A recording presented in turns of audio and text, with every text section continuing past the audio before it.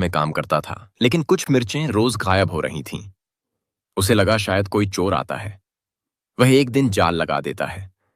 सुबह देखता है कि एक तोता जाल में फंस गया है। तोता कुछ बोलने की कोशिश करता है। किसान जाल काट देता है।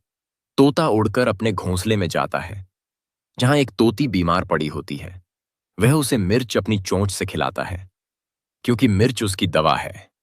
किसान की आंखें भर आती हैं। अगले दिन से वह मिर्च के साथ पानी भी रखता है। फिर तोती ठीक हो जाती है। नन्हे तोते निकलते हैं। फिर किसान रोने लगता है। आपने लाइक सब्सक्राइब नहीं किया।